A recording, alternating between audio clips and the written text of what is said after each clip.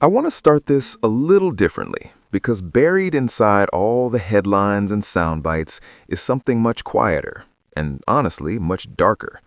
I wouldn't have taken on the responsibility of trying to build a network. I should have handled all of that differently. That line right there, that's not PR fluff. That's regret. That's someone realizing too late that good intentions don't stop damage once it's already out there. And then comes the part that really matters. I felt a growing sense of alarm, because suddenly it wasn't just about interviews or platforms or reach, it was about bullying, an ancient, ugly human problem, now supercharged by social media. New platforms that promise connection, friendship, community, but quietly hand bullies a megaphone and a global audience. And in the middle of all that, Catherine. Someone who never asked to be a lightning rod, someone who rarely speaks publicly about her pain, someone who, in her own grief, felt compelled to act, not for herself, but to protect others. That's the emotional core of this story, and it's why everything you're about to hear hits so hard. All right, take a breath, because now we need to zoom out. Hello everyone, welcome back to the channel where we unpack the never-ending drama swirling around the British royals, palace whispers, media firestorms, unspoken grudges, and moments that quietly change everything. If you're here for royal deep dives, scandal breakdowns, and the stuff that actually matters behind the headlines, you're in the right place. Today, we're talking about a clash that feels almost cinematic. Oprah Winfrey, Princess Catherine, and Prince William standing firmly between them. An olive branch extended, a door slammed shut, and a message so blunt it's still echoing.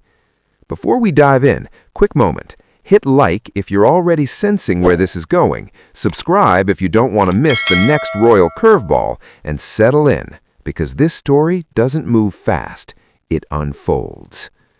Let's rewind. March 2021. The world stopped for one interview. Prince Harry and Meghan Markle sitting across from Oprah Winfrey in what was billed as a once-in-a-generation tell-all.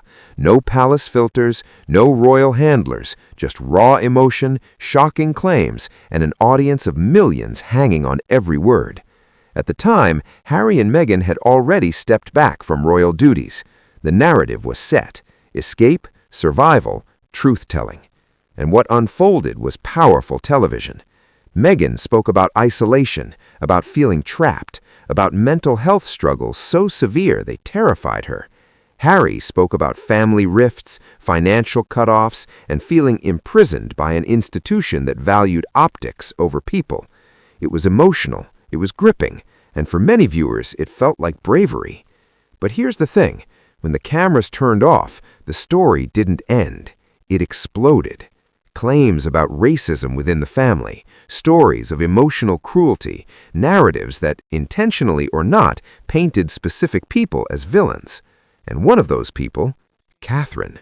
Quiet, reserved, not exactly known for firing back on daytime television. Royal watchers split into camps overnight. Social media turned into a battlefield, and what might have once stayed within palace walls spilled out into comment sections, hashtags, and relentless online attacks. Let's talk about some of the claims, because context matters. The most explosive allegation was the suggestion that there were concerns about the skin color of Archie. That implication alone detonated worldwide outrage. Harry later clarified it was a single conversation early on, but the damage was already done. Prince William, usually the most controlled man in the room, broke protocol and addressed it publicly. We are very much not a racist family. That wasn't rehearsed, that was hurt. Then came the flower girl dress story. The version that had circulated for years said Meghan made Catherine cry. In the interview, Meghan reversed it, saying Catherine upset her, but apologized later with flowers and a note. Even there, the tone was forgiveness, but the framing left Catherine in the crosshairs yet again. And then there were the broader claims, being silenced, denied mental health support, stripped of autonomy. Some of it resonated deeply. Some of it raised eyebrows among people familiar with royal protocols, and some details simply didn't hold up over time. Passports being held? That's standard security practice. Total estrangement from family? Photos and records later complicated that narrative. But here's the part that often gets lost. You don't need every claim to be false for harm to be real, because the result was undeniable. Catherine became a target, and not just in a casual tabloid way, in a relentless online 24/7 way. Comparisons turned into cruelty, criticism turned into conspiracy, and once social media decided she was fair game, there was no off switch. Now, fast forward a few years, Catherine faces a cancer diagnosis. She steps back from public life to focus on treatment, recovery, and her children. And instead of empathy, the internet went feral.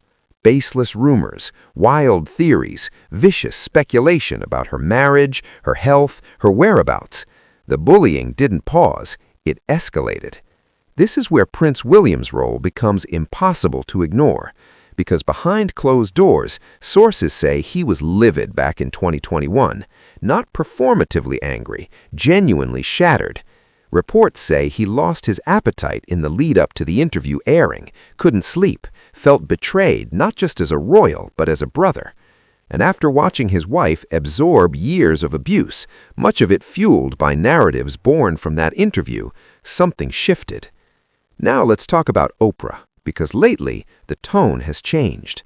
Quietly, in Hollywood circles, whispers started circulating that Oprah herself began questioning parts of that interview, reflecting on the impact, the imbalance, the long-term fallout. You might remember, Oprah has apologized publicly before. In 2024, she owned up to her role in promoting harmful diet culture. She admitted that moments she once thought were empowering weren't. So when rumors started swirling that she'd expressed regret privately about the Harry-Meghan interview, people paid attention. Then came the big rumor that Oprah reached out. An offer, an olive branch, an exclusive sit-down with Princess Catherine. The pitch? A chance to tell her story, to address years of speculation, to reclaim her narrative, to heal divides. From a media standpoint, massive. From a human standpoint, risky. Because why now? Was it remorse? Was it ratings? Was it both? Whatever the motivation, the offer made its way through discreet channels, and for a brief moment, royal watchers held their breath. Would Catherine speak? Would she finally respond? Would this close the chapter? And then, Prince William shut it down. Hard. According to sources close to Kensington Palace, William personally rejected the offer, and not with vague pleasantries. The message was blunt. It's too late to apologize. It's too late now that the truth has come out. My wife doesn't want to do interviews. No royal will ever accept another exclusive from you. That's not PR language. That's personal. He reportedly referenced the cyberbullying Catherine endured after the 2021 interview, bullying he believes was amplified by what he called a deceitful sit-down. This wasn't just a no, it was a line in the sand. And honestly, it tells you everything about where William is now. He's not chasing reconciliation headlines. He's not interested in reopening wounds. He's protecting his wife. Full stop. Catherine, for her part, has said nothing. And that silence is intentional. She's focused on recovery, on her children, on causes that matter to her, early childhood development, mental health, kindness online, not on rebuttals. Zooming out, this moment is bigger than Oprah, bigger than one interview. It signals a shift. The monarchy, especially William, is done playing along with media narratives that cause real harm. Trust, once broken, isn't repaired by a late-night phone call or an exclusive offer. And for media giants, it's a wake-up call. Stories don't end when ratings peak. Words don't disappear when the cameras stop. And platforms carry responsibility, especially when the fallout lands on people who never chose the spotlight. So where does that leave us? With a future king who's learned the hard way that silence doesn't always protect, but boundaries do. with a future queen who refuses to turn her pain into spectacle, and with a public conversation about bullying, truth, and accountability that feels more urgent than ever. Now, I want to hear from you. Was William right to shut it down completely? Should Catherine ever speak publicly, or is silence the strongest response? And do you think this changes how big interviews are handled going forward? Drop your thoughts in the comments. I read them all, seriously. If this deep dive gave you something to think about, hit like, share it with your fellow royal watchers, and subscribe so you don't miss the next royal curveball. And as always, thank you for being here. Truly.